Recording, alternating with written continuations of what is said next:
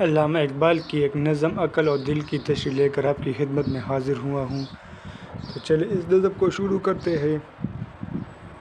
عقل نے ایک دن یہ دل سے کہا، بھولے بھٹکے کی رہنما ہوں میں، ہوں زمیں پر گزر فلک پہ میرا، دیکھ تو کس قدر رسا ہوں میں، کام دنیا میں میری رہبری ہے میرا، مثل خضر خجستہ پا ہوں میں، ہوں مفسر کتاب خستی کی مظہر شان کبریا ہوں میں، بون ایک خون کی ہے تو لیکن غیرت لال بے بہا ہوں میں، دل نے سن کر کہا یہ سب سچ ہے، پر مجھے بھی تو دیکھ کیا ہوں میں، راز ہستی کو تو سمجھتی ہے اور آنکھوں سے دیکھتا ہوں میں، ہے تجھے واسطہ مظاہر سے اور باطن سے آشنا ہوں میں، علم تجھ سے ہے، علم تجھ سے تو معرفت مجھ سے، تو خدا جو خدا نما ہوں میں، علم کی انتہا ہے بے تابی اس مرض کی مگر دوا ہوں میں، شمع کی تو محفل صداقت کی، حسن کی بزم کا دیا ہوں میں، تو زمان و مکان سے رشتہ بپا، طائر صدر اشنا ہوں میں، کس بلندی پہ ہے مقام میرا، عرش رب جلیل کا ہوں میں۔ 13 اشعار پر مشتمل یہ نظم عملی سطح پر عقل و دل کے مابین ایک مکالمہ ہے، جس میں عقل اور دل اپنی اپنی خصوصیات بیان کرتے ہیں۔ یہ مکالمہ علامہ اقبال نے تخیلی بنیاد پر یہاں منظوم صورت میں پیش کیا ہے۔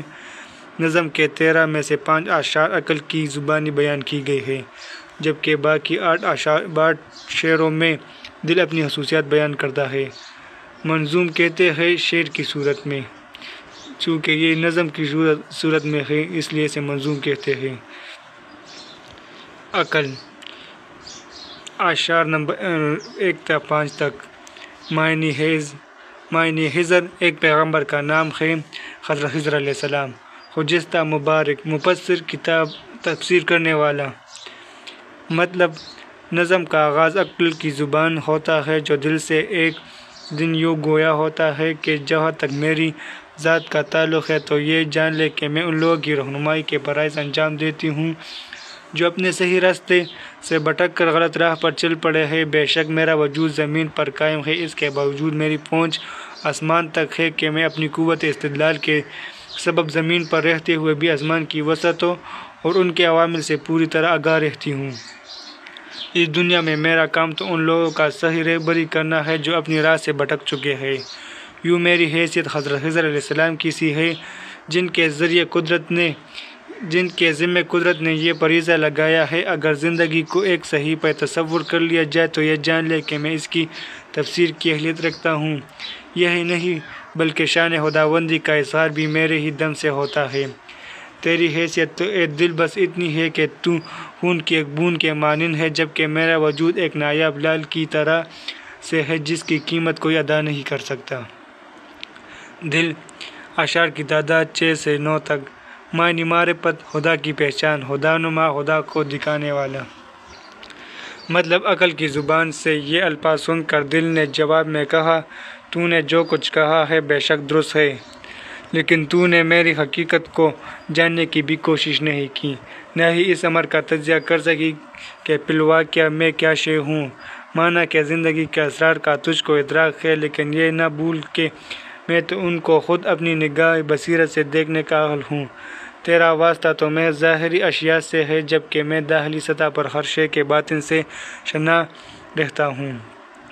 اس حقیقت کو تسلیم بھی کر لیا جائے کہ تیرا دائرہ کار علم ہے تو یہ بھی ماننا پڑے گا کہ کائنات کے جملہ اسرار کی پہچان کا منبع میں ہوں۔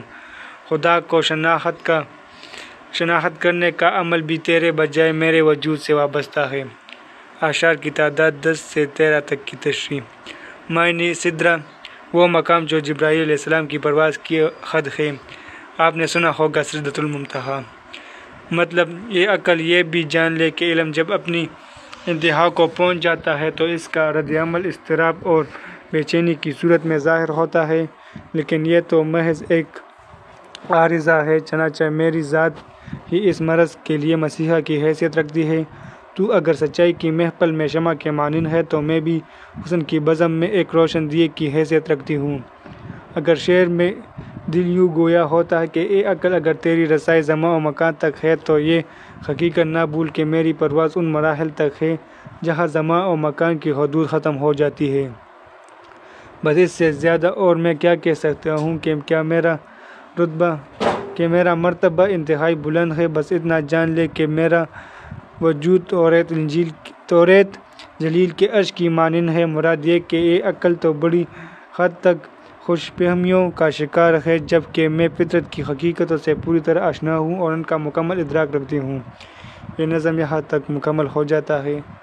ملتے ہیں اگلے نظم کے ساتھ، اجازت دیجیے گا۔ اللہ حافظ۔